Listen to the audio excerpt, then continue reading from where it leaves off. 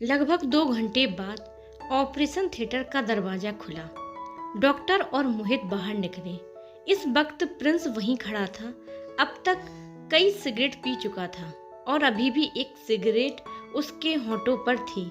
मोहित ने उसे देखते हुए कहा, प्रिंस। उसकी आवाज सुनते ही प्रिंस के चेहरे के भाव पूरी तरह डार्क हो गए। दूसरे ही पल उसने ठंडी और आवाज में कहा, तू जानता है वो ठीक तो है ना, कहीं मर तो नहीं गई? प्रिंस की यह बात सुनते ही मोहित गुस्से में बोला, तुमने उसे बचाया है, कम से कम अब तो ऐसी बातें मत करो। इसके जवाब में प्रिंस ने हल्की मुस्कान दी, एक अजीब ठंडी मुस्कान। मोहित ने गहरी सांस लेते हुए कहा, तुम्हें पता भी है उसके साथ क्या हुआ था? प्रिंस ने कंधे उचकाते हुए कहा, मैं डॉक्टर नहीं हूँ जो मुझे पता होगा। इलाज तो तुमने किया है, तुम बताओगे कि उसे क्या हुआ है। मोहित थोड़ी तेज स्वर में बोला, मेरे कैबिन में आओ, मैं सब कुछ बताता हूँ। लेकिन प्रिंस सीधा ऑपरेशन थिएटर की ओर बढ़ने लगा। यह देखकर मोहित ने सख्त लहजे में कहा, प्रिंस, वो मेरा कैबिन नहीं है, वहाँ मन्नत को अभी तक होश नहीं आया है। लेकिन प्रिंस ने कोई जवाब नहीं दिया और ऑपरेशन रूम के अंदर चला गया। अब मोहित दूर से ही उसे देखता रहा। प्रिंस अंदर पहुंचा। मन्नत मशीनों से जुड़ी हुई थी। उसका चेहरा पीला पड़ गया था, आंखें बंद थी, गर्दन पे पट्टी और टांके लगे थे।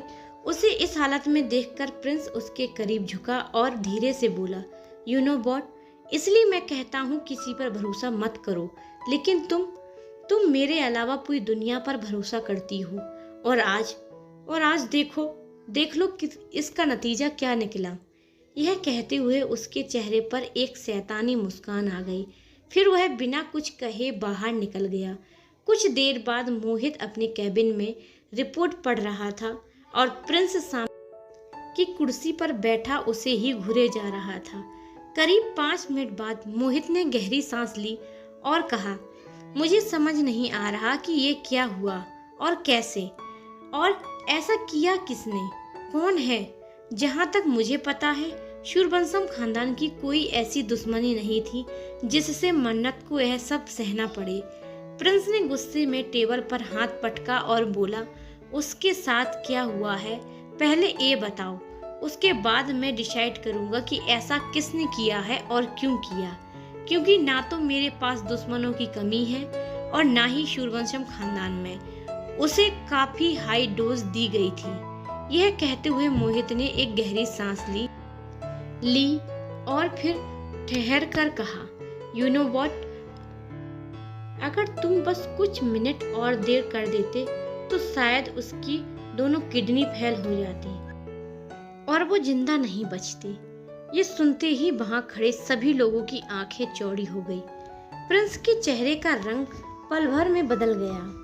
वो गहरी नजरों से मोहित को देखता रहा और ठंडी आवाज में बोला, तो उसे जहर दिया गया था। इस सवाल के साथ ही प्रिंस के चेहरे पर एक शैतानी मुस्कान फैल गई। मोहित उसकी ये प्रतिक्रिया देखकर हैरान रह गया। फिर मोहित ने गंभीरता से कहा, उसे होश आने में कम से कम 5 घंटे लगेंगे, लेकिन होश में आने के बाद भी वह ज्यादा बोल नहीं पाएगी। उसके गले में कई कट्स हैं, मुंह से बहुत सारा खून निकला है जिससे उसकी वॉइस बॉक्स पर असर पड़ा है।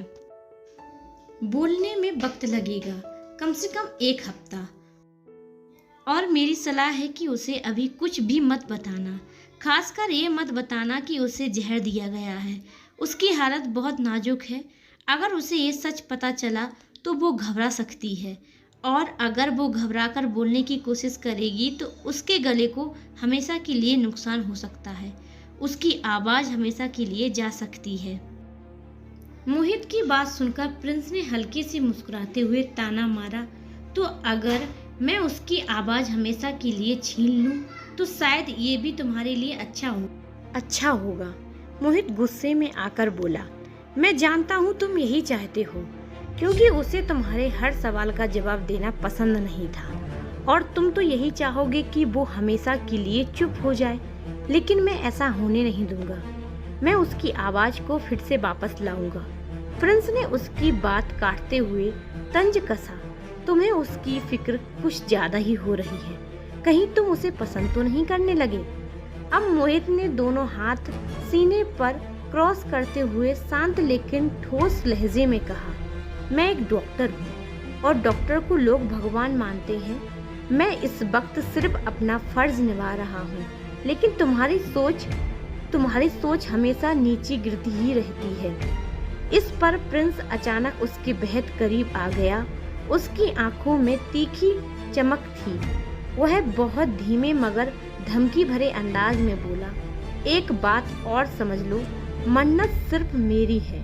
उसे पसंद करने की कोशिश भी मत करना, वरना इस दुनिया में तुम्हारी तस्वीर पर भी जल्दी हार चढ़ जाएगा।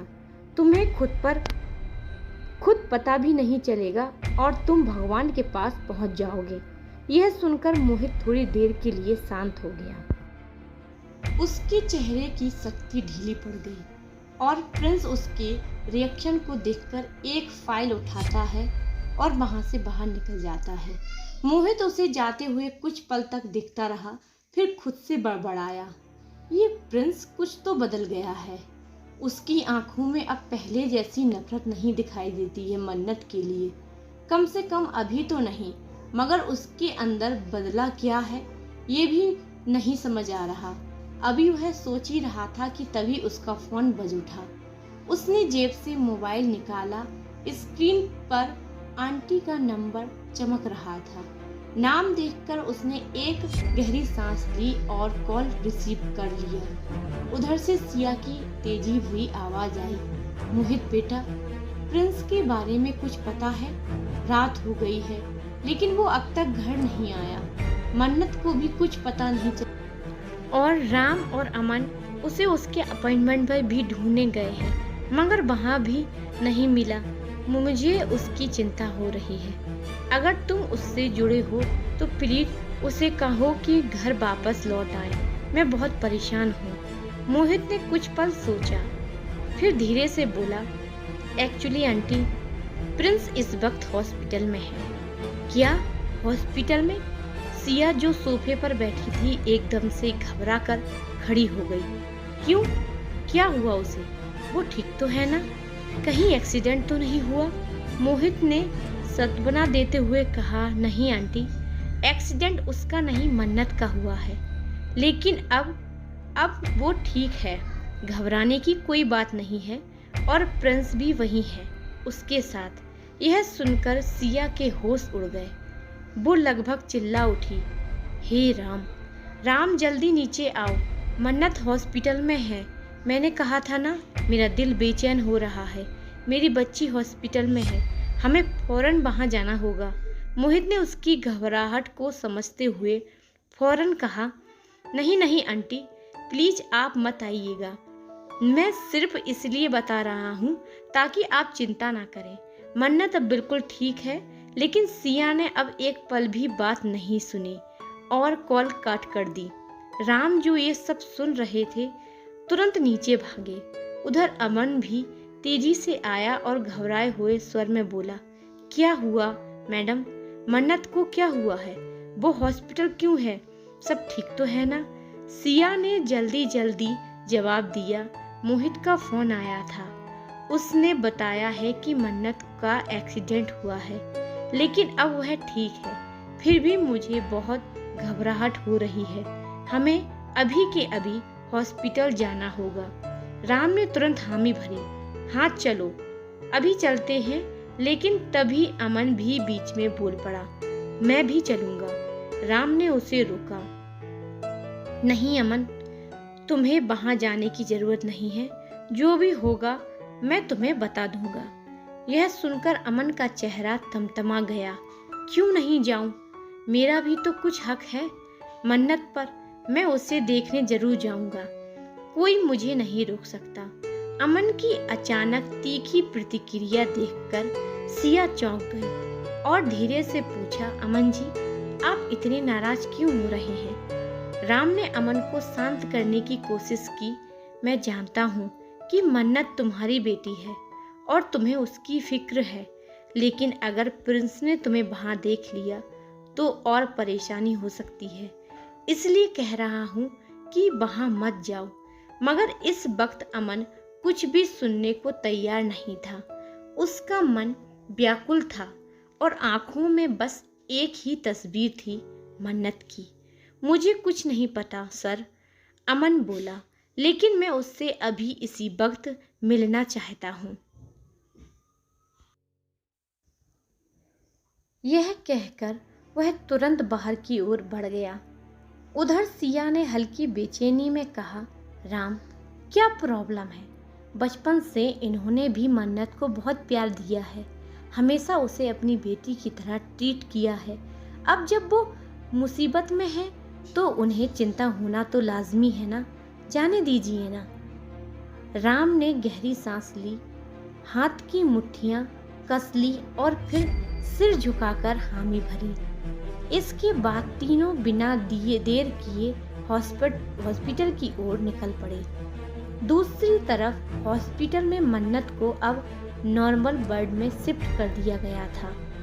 वार्ड के बाहर एक किनारे खड़ा प्रिंस सिगरेट के कस लेते हुए सिर्फ उसी की ओर देखे जा रहा था। उसकी निगाहें बस मन्नत पर टिकी थी। मन्नत अब भी होश में नहीं थी। इसी बीच उसका असिस्टेंट धीरे से पास आया और सिर झुकाकर बोला, सर, हमें कुछ जानकारी मिली है। मैडम पर हमला हुआ है, बाहरी किसी दुश्मन का काम है। लेकिन एक बात और सामने आई है कि हमला करने वाला कोई और नहीं, एक लड़की है। यह सुनते ही प्रिंस की आंखों का रंग बदल गया, चेहरा गंभीर हो गया। असिस्टेंट ने बात आगे बढ़ाई,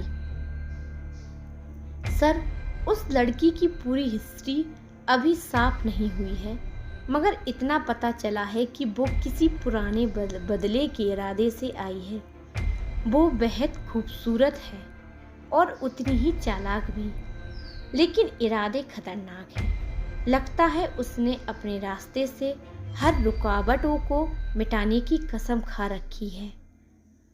खूबसूरत, ये शब्द सुनकर प्रिंस के चेहरे पर हल्की सी डार्क स्माइल उभर आई। उसने सिगरेट की राख झटकते हुए कहा, हर खूबसूरत चीज पर प्रिंस सूर्यवंशम की नजर सबसे पहले होती है। तो ये लड़की अब तक मुझसे कैसे बच रही है? वो पलटा और गहरी नजरों से मन्नत को देखने लगा। अब मुझे पता है क्या करना है।